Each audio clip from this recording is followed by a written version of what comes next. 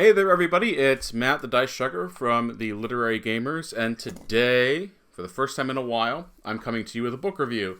We're taking a look at book 12 in the Sword of Truth series, Terry Goodkind's Omen Machine. Now, first off, I want to thank you all for your patience as these book reviews have gone on a bit of a hiatus. As you've heard, if you've watched our videos recently, I had ankle surgery, tore a tendon, tore some ligaments, popped some bones on a place, so it was a lengthy recovery. I was in one of those knee scooters for about 6 weeks until I could actually finally make it up and down the stairs, which is where our game room is and where I film everything. So thank you all for your patience, but I should be able to get these out weekly now that I'm back up here and in full swing. I'm going to move this around a bit so everything's a bit more center, and I have to remember that the camera's over there. Okay, so I have a lot of things to say about Omen Machine, so I'm just going to go right into it. This is not my favorite book in the Sword of Truth series, and it's not my least favorite book, but it's definitely towards the bottom, it's in the bottom half, and a lot of things I'll tell you why as we move along. Omen Machine was published in 2011, and Confessor was published in 2007. In between that time of 2007 and 2011, we had one major event happen in the Sword of Truth universe, and that was the television show The Legend of the Seeker. Now, if you haven't watched Legend of the Seeker, two things. If you're a fan of the Sword of Truth series, I both recommend and do not recommend the series, the television show. One, it's kind of nice to see some of the imagery that Goodkind created on screen, but at the same time, they don't really follow the source material well. You'll find that the best episodes of the series are the ones that follow the source material the closest. However, I will say, when I watched it, realizing that it was rarely going to be close to the source material, I noticed that I found myself enjoying some of the stories a bit more because I didn't know it was coming. So that to me was interesting. However, like I said, if you're a huge fan and you really don't like things deviating too much from the source material, then I don't recommend it. It's got a special place in my heart because, first off, Sword of Truth got me through a very dark period of my life, and the TV show only helped that. So for me, there's a great deal of some nostalgic symbolism there for larger reasons than just enjoying a book. But looking back on it now, the stories are probably the best part of the show. The acting is fine. It's not amazing. This is what I would consider pre-Game of Thrones television show fantasy. So take from that what you will. It's a whole genre. People are like, well, before Game of Thrones, fantasy really kind of suffered on TV, and this is one of those shows that, because right on the cusp. I think it ran from 2008 to mid-2010, right around when Game of Thrones was starting to pick up some speed. I think Game of Thrones premiered in 2011, but I could be wrong on that. My phone's all the way over there. I'm not going to go grab it. So that was the big event that happened in between the publication of Confessor and the publication of the Omen Machine. And this series of books, the Richard and Kaelin books, are 4 with an asterisk of 5, and I'll talk about that in a bit. Books that talk about a new crisis that's going on, starting at the People's Palace. There's an odd presence. Kara's gotten married. I can't remember his name. I thought I had written it down, but I didn't. And she says that she feels like she's being watched everywhere. Eventually, Richard and Kaelin get that feeling as well. Kaelin is wounded at this point. She gets scratched and it's not really healing. Zed tries to heal it. Nothing's working. Richard also finds a machine underground at the People's Palace, and this machine is like spitting out these little plates that have premonitions, but omens on it. Omen Machine. And it's kind of when you think about high fantasy and the like medieval stuff, you don't really think of this type of machinery. So that was kind of neat. And after all that, we're introduced to Bishop Hannes Ark. He is our villain throughout these books, kind of. And another asterisk, as villains are. They'll kind of fade away, and maybe they'll come back. And then, let's see here. I have notes. That's what I'm looking at. Kaylin does flee to have her, to have her wound looked at better, and she's captured by a hedge maid. From there, I'm not going to say much more because it would go into spoilers. So, the Omen Machine is really kind of an interesting novel. Last time I reviewed this book years ago, I said it didn't feel like there was any space between Confessor and Omen Machine, and people railed on me, as the internet likes to do. So I decided to just tell you that this is just a continuation of the story. That is one of my positives.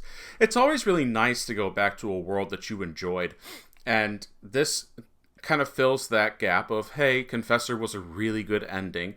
Is there more to this world? And Terry Goodkind said, yes, there is more to this world.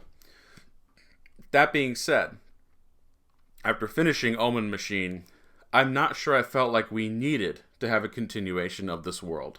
At least in the eyes of Richard and Kaylin. Because I actually do enjoy the Nikki Sister of Darkness books. So the first positive is a positive and a negative as far as when does it end? I mean, there's so much that these characters have gone through already in the 11 books of Sword of Truth. It doesn't seem like there can be much happiness. I mean, I know that a lot of people love reading endless fantasy series because it's just this constant barrage of, pushing down your protagonist, and that is a writing style.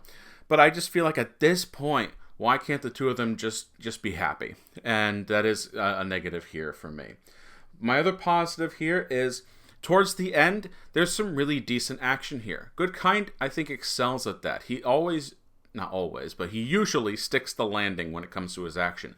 I disliked Naked Empire so much because of all of the sermonizing going on with how Richard was right and everyone else was wrong, and that goes on for way too long. But there's an action scene towards the end of that book that almost saves it for me.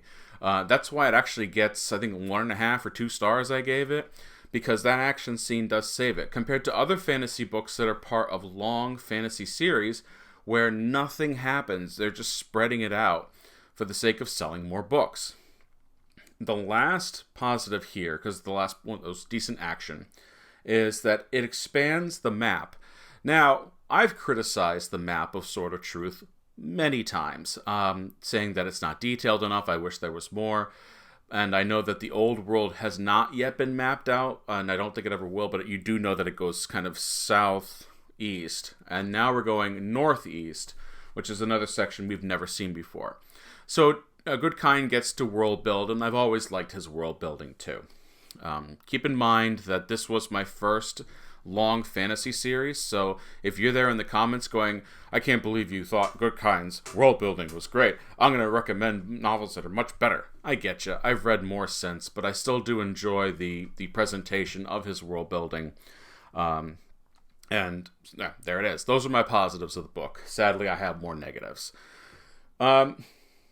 This doesn't feel like a whole book. This feels like either 1/2 or 1/3 of a book. Now, you've heard me talk about this before when Pillars of Creation came out. This is not a decision by Goodkind. I cannot criticize Goodkind for this. I can only criticize the publisher for this. And I didn't grab another one. But we seem to be moving towards a fairly larger print size. This is more like a norm nowadays for this. And I remember reading Wizard's First Rule, Stone of Tears, those first 6 books, and just the amount of information they were able to fill on 2 pages in a book was massive. I feel like I'm flipping, and every 2 minutes later I'm flipping, 2 minutes later, and usually it was 4 to 5 minutes having to read. So this book feels like half a book. This book feels like Act 1 out of a 3-act structure. And I do wonder, after reading all the Richard and Kaylin novels, if they all were supposed to be one book. Now, I had wondered that a long time ago. And then, since then, the Children of Dahara series, which started with the Scribbly Man and ended with Children of Dahara, I believe. I don't know. They're all these tiny little books. But recently, after Goodkind's passing, they published it in one big book. And you could probably do that with the Omen Machine and the rest of the Richard and Kaylin novels, because they move so quickly and because they feel like just small acts to the next book. Like I said, this is a publisher decision. This is not a decision Goodkind has made. I don't know what his plans were. Now that he has passed, I'll never know what his plans were. There's no way to ask him, and I don't think I've seen anything about it online. So the issue here for me is this is not a whole book. I really do stand by that. I don't feel like this is a whole book. And the other negative on the addition to that is it feels like the publisher is padding. Let's see, it's 2011, so at that point, sticker for this in the bookstore was $29.99. And I think hardcovers are still around that. Maybe it's gone to $34.99. So if you can shove one book into 4, then you're getting, instead of $30 charge, it's $120. You're paying $120 through the lifespan of the book, unless you find it on sale and all that stuff. And I get that, used bookstore and all. I got it. So, however, this is one of the better books out of the 4/5 books in the Richard and Kaelin series. It does read too quick compared to the predecessors of the series.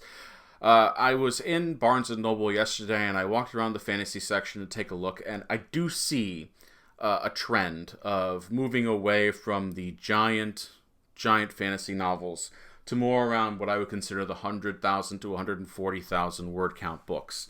It seems like the big books are being published really by a handful, even just a handful of the heavy hitters nowadays, and that's not a problem. But we do get things like this where I don't feel like this book is done, and I kind of feel a little cheated.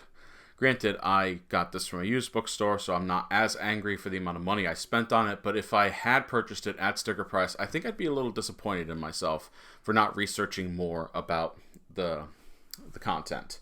And it does read too quick. After spending so much time with these characters in each book in the last 11, this just felt like a blip, and then it was done.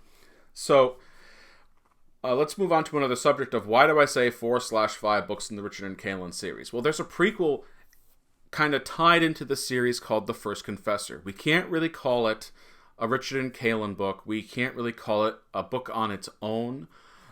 It is a very well done prequel, and when I get to it, I'm going to talk about why I consider it a really good prequel. But at the same time, and the characters are alluded to, and sometimes you even see them in the Richard and Kaelin series. So it is part of it, and it isn't part of it. And I think that what Goodkind was able to do was maybe he had a very small idea for a flashback that would have appeared in the Richard and Kaelin books, and instead decided to make it something larger.